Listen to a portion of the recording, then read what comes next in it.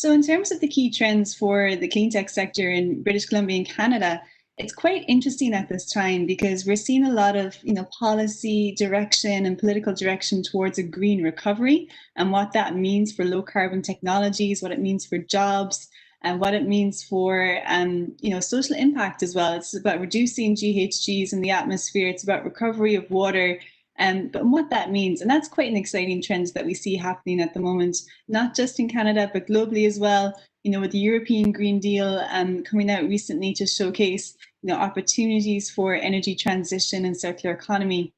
And so this discussion, happens at the global scale, but then what does it mean locally? And that's a lot of the work that we're doing, along with the VEC as well. We have a project with them actually where we work with local clients of theirs to support that transition, whether that's working with the transit agency to figure out, well, what's the local solutions that we can support with to enable, clean technology adoption and for them to meet their sustainability targets as well. So very interesting in that regard. There's a kind of a policy scene. In terms of the ecosystem much broadly, we see there's a lot of startups and SMEs.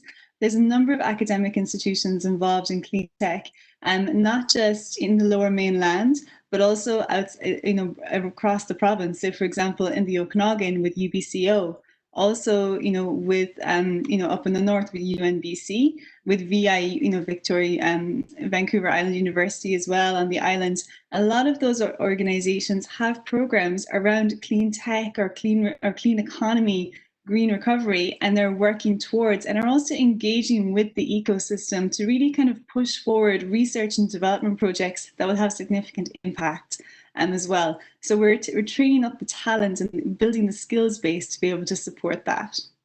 In terms of industry, a carbon tax has been present in the province for quite some time, and that makes industry very aware of carbon usage. And so that's a good thing because they're looking to reduce it. So they're incentivized to actually adopt clean technologies, whether that's IoT-based technologies and digital-based, to analyze, their energy management and things like that, whether that's, hydrogen or fuel cell technologies, renewables, whatever it might be. Corporations are quite conscious of their environmental impact. And there's also incentives in place to support them to be able to adopt and educate on what clean technology is and how to adopt it as well.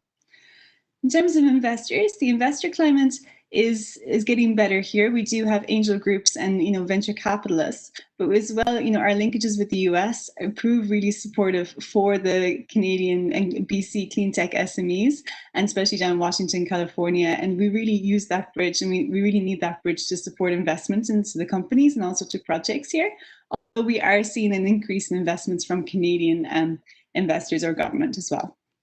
And I think that helps to paint the picture a little bit of what the ecosystem is like here. It's getting stronger, and I'm sure it'll only grow with partnerships like with the group here that's on the panel, and also with others like in France as well.